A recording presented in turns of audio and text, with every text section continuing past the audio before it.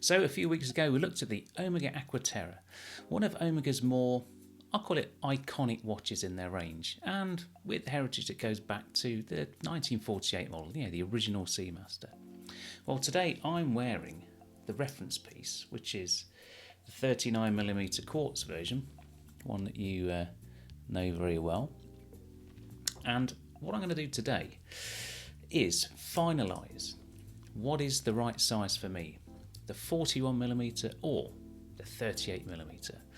Now, it's a watch that is on my list. I'm not quite aligned 100% on it yet. I will do a video shortly on my mood board where I'll take you through the process and maybe even convince myself that this is the right direction to go in. But what I want to do is look at the 41, look at the 38. I've tried both on the wrist.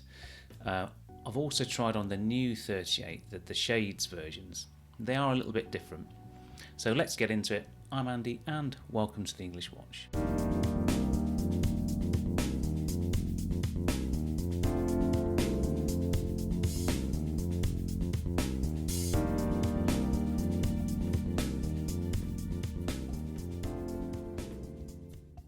Now this channel is about me and my watch collecting journey, an amateur enthusiast with an eye for detail, helping like-minded individuals like you start your watch collecting journey. Now if you like this video, please give it a thumbs up and why not subscribe? Subscribing really helps the channel grow and reach the audience it so deserves. Please check out the link below where you'll also gain access to my Amazon store that has some items in there that it might be of interest to you, including the equipment I use to make these videos. Okay, so the Aqua Terra. First of all, what we're going to do is we're just going to check out the stats. What are the models out there? We've got 38s, we've got 41s, we've got different colours, we've got the new versions coming into 38s. We've also got this one, as I said, this is the reference model of 39. So what I'm going to do is I'm going to switch over to the screen and start going through some of the specs. Now what we have here is the reference model, the quartz version in 39mm. It's been discontinued for some time. We're now on the third generation Aqua Terra. The value I've put in there is about circa £2,000, which is from Chrono 24. The next watch we're going to look at is the 41mm green. Now I'm not too fussed whether it's green or blue, and I flick between the two. I do like the green, I think it's really different. This one retails about £5,800, 41mm, and has a caliber 8900. Then we have the 38mm in blue. Same price, £5,800, but smaller watch. 38mm and has a slightly different caliber in the 8800. Now I will go into the differences between the two models in a second, but just for now we'll finish off with the other model, the new 38mm, in this instance in terracotta, because it adds a nice balance of colour across that palette. This one is a bit more expensive at £6,100, but it's 38mm and shares the same 8800 caliber as in the blue model. Okay, so let's go into a bit of detail. We like detail on this channel, don't we? So the quartz model, our reference piece. So reference 2517.50.00. Now the Aqua Terra was released in the year 2002. This replaced the Seamaster 120 that I had, the blue dial with the wave pattern on. Now unfortunately I started this channel after I'd sold that watch, so I've plundered the internet and found a nice video from Tim Moss of Watchbox. So what you'll see here is pretty much my watch. It's 36mm. I loved it for years and years and years and years, but as soon as I started buying slightly bigger watches, the design of the 36mm was just not for me. So it's 39.2mm in diameter. Now I've put on their finish, so this has a mix of brushed and polished finishing as traditional Seamasters, Speedmasters do. They've got the lyre style lugs, they've got satin finish down the side, they've got polished bevels on the end of the lug hoods, and you've also got polishing around the bezel. So lug to lug measurement on this is 46.6, and as we'll see, that is smack in the middle between the 41 and the 38. A nice slim watch this, because it's quartz 11.2 and that nice lug width of 20mm, making it quite a versatile watch if you're into swapping straps. Now the weight of this one as well, again because of that quartz movement, is only 122 grams. Now this was measured with its size for my wrist. Now this is caliber 1538, which is quite a high spec quartz movement. It's not thermal compensating, but it's quite a nice looking movement. Now power reserve of 3.5 years. Now we're going to have to change the battery every 3 to 4 years, and it does have the jumping seconds hand where it will leap 2 or 3 seconds when it tells you that the battery needs replacing. And the frequency, 32,768 Hertz. On those quartz oscillators, they go like the clappers, don't they? Which is why quartz watches are so accurate, which is why we love them. Swapping over to the 41mm in green. Now I won't read out all the references because they're really long, aren't they? But the green dial was released in 2020. This particular version of the Aqua Terra, I think, came out in 2017 and replaced the Mark II that had the vertical teak deck. They've gone to the horizontal teak deck, stripes on the dial, and the date has moved from the 3 o'clock down to the 6 o'clock. The design language of the Aqua Terra has been quite consistent through the 3 generations, which is pretty cool. So this one is priced at £5,800, diameter is 41mm. Again, similarly mixed brushing and polish around the case. This one does have polishing on the centre links of the bracelet, which some don't like. I don't mind it. Maybe those centre links could be a bit narrower, so to balance off the brushed and the polished a bit more, but it is what it is, and I don't mind it so much. Now this one has a lug-to-lug dimension of 47.9mm. Now Omega do tend to size up pretty small on the wrist. The dials are pretty big, but it's those short lugs that give it that compact nature across the wrist. Now it does mean that you're wearing a lot of dial on the wrist, but that's opposed to, for example, an IWC Mark 20 with the headline figure of 40mm dial, but the lugs are pretty broad. Now the thickness of this one is starting to creep up. It's 13.2mm.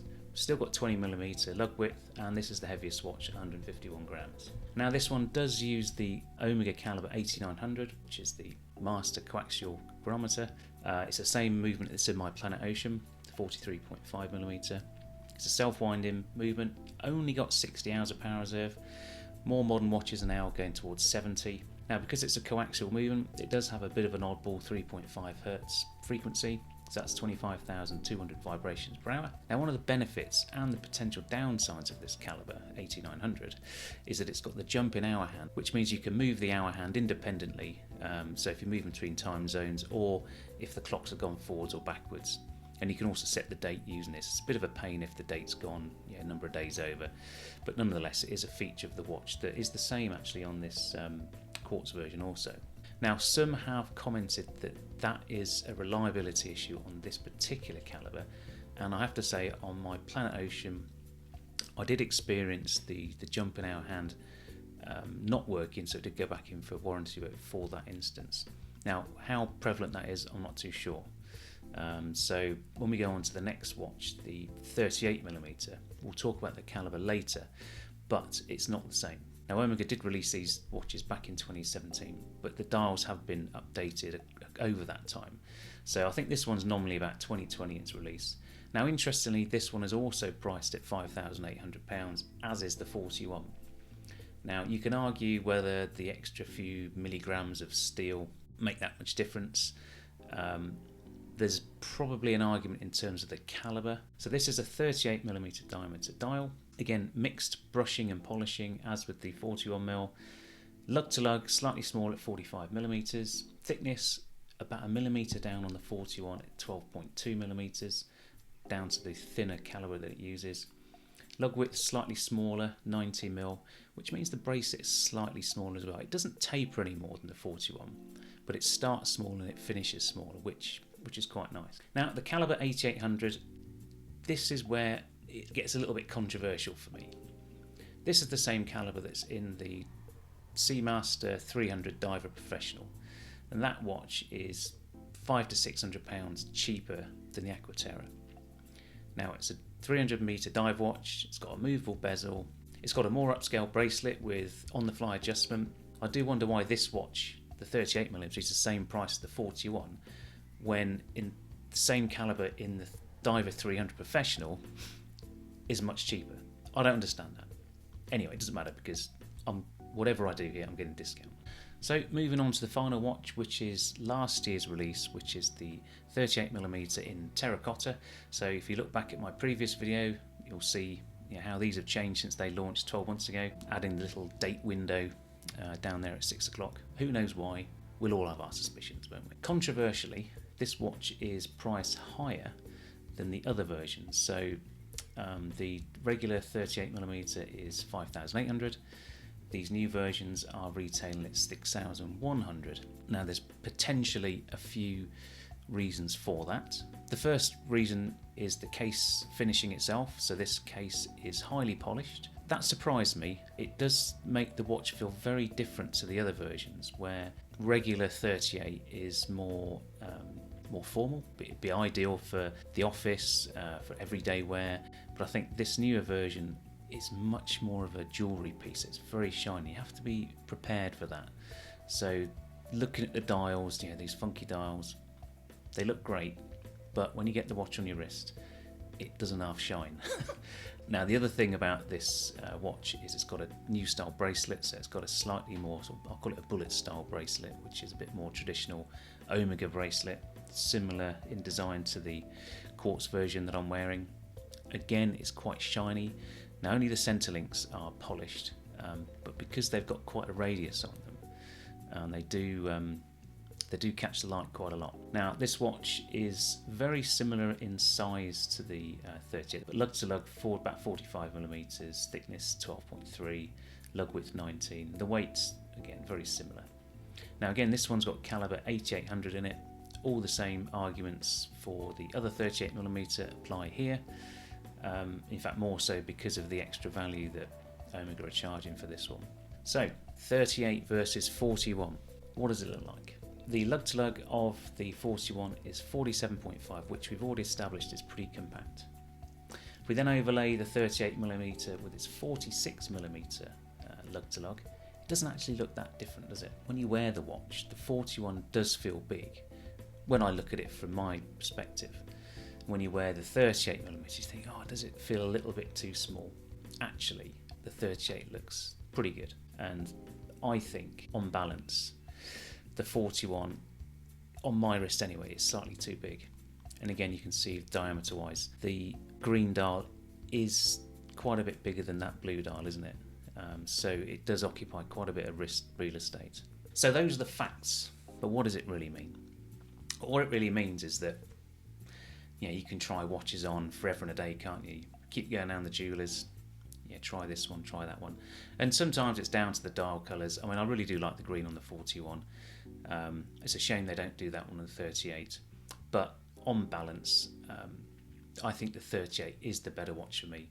When I've got watches in my collection that are 40mm, 42, 43. I don't have anything on the smaller side. I've got the 39mm JLC, but in terms of a 38mm, 39mm sports watch, I think the Aqua Terra does size up very nicely at that size. I think 41, if I bought the 41, I would just see it as another large sports watch in my collection. And what I'm looking for is something a bit more everyday, a bit more, not under the radar, but something that I'm not going to bang everywhere, that's not going to catch on anything. And having worn this 39mm version for most of the last week, the actual dimensions are very similar. In fact, they're closer to the 38 than they are the 41. And I have to say, it's probably the perfect size. I know Rolex has gone 41 with the Datejust and with the Oyster Perpetuals, so they got 36 and 41. The Explorer's now gone 36 and 40. I think there's a bit of a movement towards what is the right size. And for me, and again, I'm only thinking about my wrist, not your wrists or anybody else's. I think 39 is pretty good. So that's where I've always been hesitant with the 38. I think it's ever so slightly too small, but the 41's ever so slightly too big. So there's something in the middle there that really works. But in this instance, if I'm going to go for an Aqua Terra, 38 is what I'll go for. So I've certainly found this exercise useful, trying to put that issue to bed. I've been flipping and flopping, as I've said, for a long time over this one. And you can drive yourself nuts, can't you, at the end of the day? Because ultimately, the brands are giving us too much choice. I guess in a way, Rolex said 36 or 41. Well, 36 is definitely too small, but 41, you're going to go that way as a gent, unless you've got really small wrists. But with Omega, they're too close. But 38mm. Anyway, that's that little conundrum sorted. So I'd be really interested in your comments. Now, I've seen loads of videos on 38 versus 41. I've read loads of forum comments, 38 versus 41. People love them both for different reasons, and I value that. But I'll be interested in your comments. So drop some below. I'll be interested to read them. Anyway, if you like this video, give it a thumbs up and don't forget to subscribe. Please check out those links, also the tip link underneath. Any support for the channel is much appreciated, and let's keep pushing those subscriber numbers up. I'm Andy, this has been The English Watch. Take care and I'll see you soon. Bye for now.